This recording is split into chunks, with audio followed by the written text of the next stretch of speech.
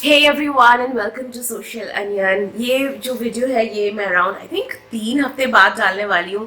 पिछले कुछ वीक्स से मैंने वीडियोस ना बनाए ना डाले। अब we are small family in social union. We have around just 4,500 subscribers something like that. और पिछले कुछ महीनों से मैं काफ़ी रेगुलरली वीडियोस डाल रही थी। If you are a regular in this channel then you know कि मैं इस चैनल पे वीडियोस डालती हूँ about my life in Bangalore, my career in Bangalore. और मैं काफ़ी करियर टिप्स देती हूँ। और जब भी मैं और मेरे हस्बैंड कहीं पर भी घूमने जाते हैं या मैं अपनी फैमिली के साथ कहीं पर भी घूमने जाती हूँ तो मैं उसको भी कैमरा में कैप्चर करके फिर उसका एक वीडियो आप सबके साथ शेयर करती हूँ यूट्यूब में। But things are not going very well in my family since the past 1 month or so। इसके लिए पिछले 1 महीने में मैंने कोई नया वीडियो शूट नहीं करा और पिछले 3 हफ्तों से शायद कोई नया वीडियो आया भी नहीं है। नाउ आई नो कि ज़्यादा लोग मिस नहीं करेंगे मेरे videos because I have a very small YouTube family. But still, I think I owe some clarifications to you, and I also owe some of you a very heartfelt thanks. So I'll tell you why I have stopped making videos for now, और शायद थोड़े दिन के लिए gap चले। Actually क्या हुआ ना कि you guys know I stay in Mangalore with my husband. और मेरे जो पेरेंट्स हैं, मेरी मॉम डैड, जस्ट मेरे माँ बाबा दो ही लोग हैं मेरी फैमिली में। वो लोग कैलकाटा में रहते हैं and everything was going fine, okay, but last month mid of July को मुझे मालूम चला, मुझे मेरी मम्मी मेरी फैमिली को पता चला कि मेरे पापा जो हैं he is suffering from cancer. उनका कैंसर डिटेक्ट हुआ and he is at stage 3 of colon cancer. और this was a shocker for my entire family. मेरी मम्मी, मैं, मेरे जो रिलेटिव्स हैं, मेरी मासी, मेरे पापा के साइड के जो रिलेटिव्स हैं, it was a shocker for us and we had no idea what to do next, क्योंकि ऐसा तो हमने कभी भी अपने रिलेटिव्स में किसी का भी देखा नहीं था। पापा मेरे बीमार रहते थे, he is very aged, he is around 70 years old.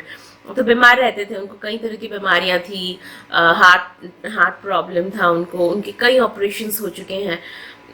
But कभी ये नहीं सोचा था कि कैंसर जैसी बीमारी मेरे पापा को होगी। इट वाज मतलब मेरे मम्मी ने, मैंने तो कभी नहीं सोचा था। पापा काफ़ी दिनों से बीमार थे।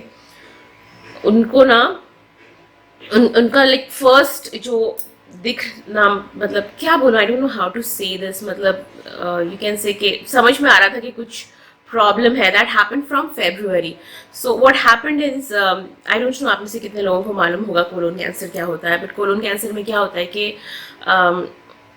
When you go to the toilet it starts bleeding. तो मेरे पापा का भी ब्लड निकल रहा था from February onwards, but there was no pain. तो पापा को लगा कि शायद कॉन्स्टिपेशन है या बुढ़ापे में कई तरह के प्रॉब्लम्स होते हैं, something like that. There was no pen.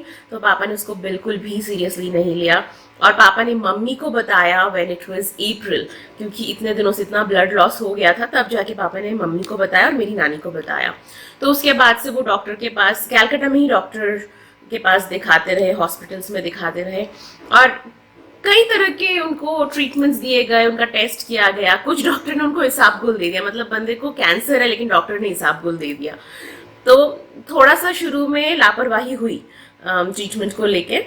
और अप्रैल से ट्रीटमेंट शुरू करने के बाद फिर जाके जुलाई के मिड जुलाई में जाके एक्चुअली में समझ में आया कि ये कैंसर है। तो उसके बाद तो we were in a state of shock. लेकिन वही है कि रोध होके, because I am the only child, so रोध होके टाइम वेस्ट करना was not possible for me. तो उसके बाद मैंने और मम्मी ने भी thought that we will get him treated in the best possible way we can. जितने भी ईश्वर की कृपा से हमारी जो भी सामर्थ्य है उससे we will try to give him the best treatment. तो उसके बाद हमने पापा का ट्रीटमेंट शुरू कर दिया। एक बहुत ही बड़े हॉस्पिटल में ट्रीटमेंट हो रहा है और अभी पापा का केमो चल रहा है। लाइक 6 वीक्स तक रेगुलरली उनका केमो चलेगा। केमो के साथ उनको रेडिएशन थेरेपी दिया जाएगा। 6 वीक्स के बाद फिर 6 वीक्स का ब्रेक, और उसके बाद फिर उनकी सर्जरी होगी, और सर्जरी के बाद फिर रेडिएशन होगा. So it's a very very long procedure. I am there with him, my husband is there, my mother is there.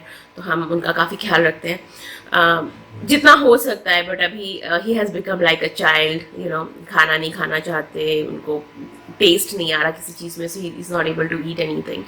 तो देख रहे हैं, सब ऊपर वाले के ही हाथ में है, हम बस कोशिश कर सकते हैं. वैसे तो डॉक्टर ने कहा है कि this is a treatable disease, treat हो सकता है. But you know, when there is a cancer patient in the family, पूरी फैमिली के होश उड़ जाते हैं.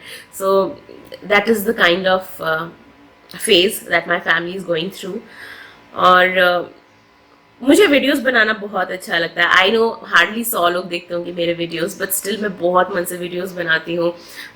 बट अगेन, वीडियोस बनाना या कोई भी anything which is artistic in nature, that takes a lot of attention, concentration, creativity. लेकिन जब आपकी लाइफ में इस तरह के सिचुएशंस चल रहे हो, तो आप somehow, एटलीस्ट मेरे लिए पॉसिबल नहीं है वो क्रिएटिविटी दिखाना, वो या वो कंसंट्रेशन दिखाना. थोड़ा थोड़ा डिफिकल्ट हो जाता है. I know there are people who make daily vlogs, और अगर गॉड फॉरबिड, लेकिन अगर इस तरह की सिचुएशंस किसी की लाइफ में आते हैं, तो they could have made a content out of them, रोज हॉस्पिटल जाना एंड ऑल दैट. बट मैंने अपनी इस चैनल में I have been true to myself, but I have also try to maintain a dignified distance, जहाँ पे मैं अपनी पूरी की पूरी पर्सनल लाइफ एकदम से नहीं खोल देती हूँ. But I really wanted to share this note, because मुझे मालूम है कि अगर 100 लोग, हाँ, तो जैसे मैं कह रही थी, अगर 100 लोग भी होंगे तो एटलीस्ट 20 लोग होंगे who will send in their good wishes to my family, और उसकी इस वक्त हमें बहुत ज़्यादा ज़रूरत है.